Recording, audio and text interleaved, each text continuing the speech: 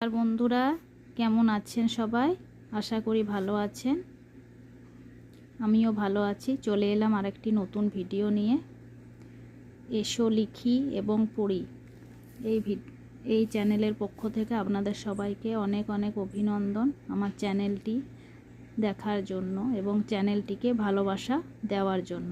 আজ আমি শেখাবো বাংলা ব্যঞ্জন বর্ণ ক। ক হলো ব্যঞ্জন বর্ণের প্রথম বর্ণ। বাচ্চাকে লেখানোর ক্ষেত্রে মানে খাতায় লেখানোর ক্ষেত্রে স্লেটে তো অনেকটা জায়গা থাকে। আমি সবসময়ই সব ভিডিওতেই বলেছি যে স্লেটে অনেক বড় জায়গা থাকে। খাতার মধ্যে লেখানোর সময় বাচ্চা কিন্তু অনেক বেশি বায়না করে, খাতায় লিখতে যায় না। তো আমি পেনে লেখাচ্ছি, আপনারা পেন্সিলে অবশ্যই ট্রাই করাবেন। এভাবে আমরা কিছু কিছু বিন্দু দিয়ে দেব। বিন্দু দেওয়ার পর বাংলা স্বরবর্ণ ক এভাবে আমরা লেখাবো। এই বিন্দুগুলি জুড়বে এবং লিখবে। তারপর কি করব, বিন্দুগুলি একটু ছোট করে দেব। বিন্দুগুলো ছোট করে দিলে কি হবে, লেখাটাও একটু ছোট হবে। কারণ এত বড় লেখা তো খাতার মধ্যে চলবে না।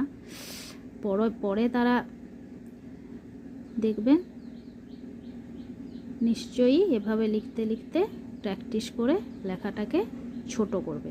প্রথমে হবে এটা, দ্বিতীয় সময় হবে এটা, তারপর কি করব আমরা দেখিয়ে দেব। এটাকে বলে মাত্রা।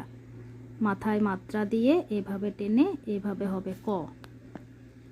আবারও মাথায় মাত্রা দিয়ে এভাবে টেনে এভাবে হবে ক।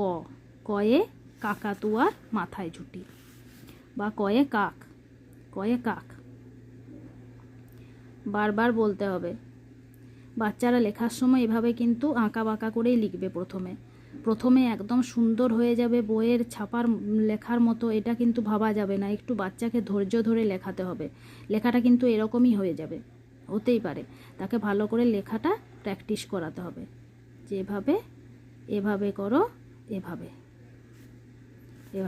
প্রথমে এভাবে বড় লিখবে, তারপর মাঝারি, তারপর এরকম ভুল হতেই পারে। এটা হতেই পারে, কোনো তাতে রাগারাগি করা বা বাচ্চাকে বকাবকি করার কোনো প্রয়োজন নেই। পরে পরে পরে পরে তারা শিখবে ক। অনেকে কিন্তু এরকমভাবেও ক লিখে, এটা কোনো ভুল না। কিন্তু আমরা যখন বইয়ের লেখা দেখব তখন কিন্তু এইভাবে লেখাটা থাকে ক। ক লেখাটা কিন্তু এরকমভাবেই বইয়ের মধ্যে থাকে। যারা এভাবে লেখান এটাও কোনো ভুল না, এটাও কিন্তু শেখাতে পারেন। এভাবে এভাবে এভাবে এভাবে বিন্দু দিয়ে এভাবে